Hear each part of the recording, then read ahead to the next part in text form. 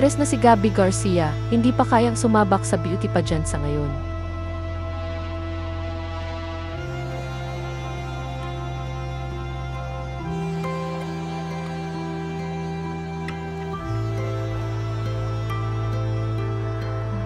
Naging bisita ang aktres at host na si Gabby Garcia sa programang Fast Talk with Boy Abunda nitong Biyernes, May 23, 2025. Ito ay matapos siyang pumirma ng kontrata sa Sparkle GMA Artist Center sa ginanap na contract signing event kamakailan. Sa naturang programa, tinanong ni King of Talk Boy Abunda ang Kapuso It Girl kung bukas ba siya sa posibilidad na sumali sa Miss Universe. Sinabi ng aktres na turning 27 na siya ngayong taon kaya perfect time na sana para sumali sa naturang kompetisyon, pero malaking balakid umano ang mga kasalukuyan niyang trabaho at obligasyon sa pangarap niyang ito. Ayon pa sa kanya, magiging jobless siya for the year or two kapag gusto niyang sumali sa pageantry, kaya sa ngayon ay hindi raw smartest thing to do ang pagsali sa beauty pageant.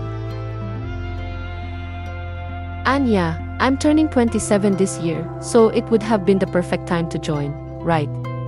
Pero nga kasi, I've been saying I've been open about this. There are a lot of factors to consider if I could join or not. You know, relationships with brands na baka hindi maipush kung sumali ako because I would have to drop everything or pause everything. In short, I would be jobless for maybe a year or two if I continue to join. So I don't think it's the smartest thing to do right now. Kasunod nito ay sinabi ni Gabby na aware siya na maraming tao ang nagnanais at umaasa na sumali siya sa beauty pageant. Pero ayon sa kanya, kailangan niya munang timbangin ang mga priorities niya ngayong 11 years na siya sa showbiz industry.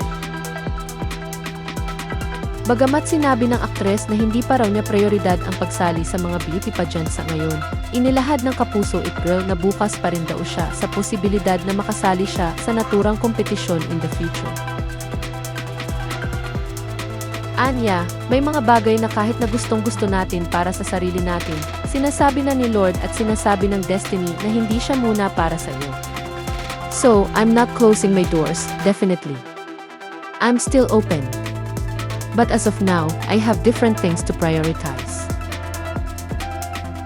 Samantala, inilahad ni Gabby sa naturang programa na napapag-usapan na nila ng kanyang jowang si Khalil Ramos at very open daw sila tungkol doon. Paliwanag niya, nasa era na sila na puro kasal, binyag, at engagement parties ng mga kaibigan nila ang pinupuntahan nila.